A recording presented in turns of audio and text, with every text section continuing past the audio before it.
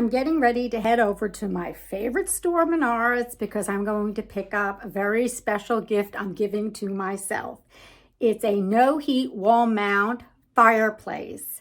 It uses just LED little lights. It's just for ambiance. I don't need any heat. And the most marvelous thing is that Amazon was charging almost $300 for the same thing I am now getting for $60 at Menards. And yes, you can probably order one and have it delivered and still have it cheaper than what Amazon is charging. So let me show you the paperwork that I found online. And this is how I always do comparison shopping really thoroughly, because I don't always find Amazon to be the most cost-friendly site to buy large items from. Here I have the side-by-side comparison of, well, they're up and down, actually, not side to side, but the top one is Amazon, and it does say it's a Northwest electric fireplace. It's 54 inches, no heat. It is $285 if you want to buy it in black. Now I go to Menards, and again, I have a Northwest 54-inch no heat LED fireplace for $59.99 with an additional $10 discount. Plus, I had a rebate of $15 that I used towards it. So the whole thing with tax cost me $50 from Menards.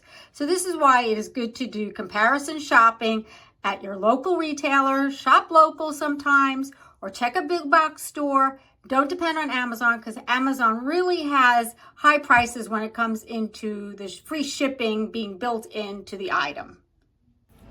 I'm backtracking now in Menards because I'm going to be looking for this fireplace. So it's not this one. I need to find the aisle that has them. So it's not this one.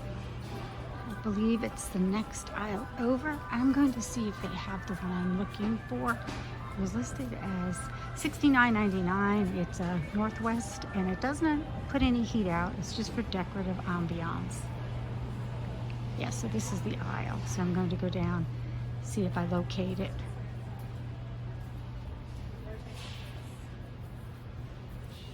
So as I'm looking down this aisle for the fireplace that I need, it's a wall mount, it's linear, it does not give off any heat, and it was listed at $70. They do not have it on the floor. I've asked somebody, and she says it's in the overflow area upstairs. It was a special order, and they're going to bring it down. And I've just found out online that it was reduced another $10, so it's now only $60 or $59.99. And I have a rebate coupon that I'm going to use on it. So it should come to about $50. And taking it home in my car will be a cinch because I have an SUV that will fit this item perfectly. We brought the fireplace into the house. It's fairly heavy. It's about 55 pounds. And I opened up the box and all the directions and the remote were in there. So this is what it looks like. It's a basic elongated fireplace. It comes out 5 inches from the wall, and it's supposed to be about 50 inches long. We're going to be putting it along this wall here, so it falls just above the top of the chairs. It says to put it between 42 to 48 inches above the floor level. That's where the base of the fireplace should land. And that's about the gauge I'm going to use. So this will come down, and the fireplace will be along this wall. It came with all the tools. It came with a bracket. So we just have to adhere it to the wall. Hopefully it will stay on and not fall off.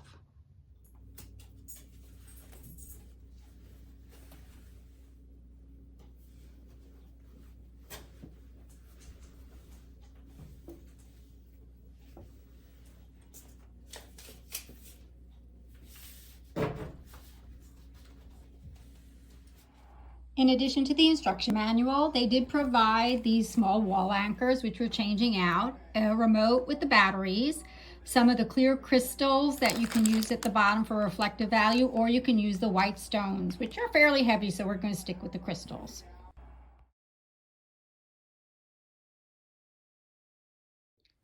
So next I'm going to measure from the floor. Somewhere between 42 and 48 inches is where the bottom of this fireplace is going to land.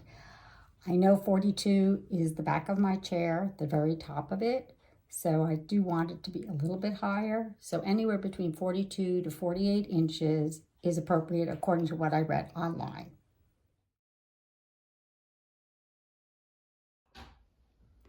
We attached the fireplace to the bracket and screwed in, and now I'm just adding the crystals before I put the glass front on the fireplace.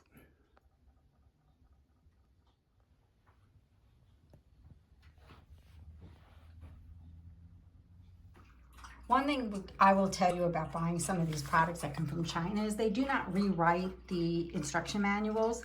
This is a no heat owner's manual, but inside it clearly talks about that this fireplace unit provides heat and that you are not to use an extension cord, but because we are not using heat, we can use an extension cord. There is no amount of power that is needed to run this, so we don't need a special circuit or enough power from our outlets to use this product. The fireplace cord was on the other side, so we're going to run it along the top, as you can see here, and we're going to attach it up here and along the sides. And we bought a cord cover, so we're going to run it down along here and behind this piece of furniture, and it should look good and nice and clean when it's all done. We put up the first piece of cord cover, and we're just going to let it sit for a minute or two so that we're sure that it adheres to the wall correctly. And we have an additional piece that we're just going to put in the corner here just to use it up. We have no use for it anywhere else. And then the rest of the cord will just be tied up neatly at the bottom. So this is what it looks like when it's orange. You can also make the flames higher or lower with the remote.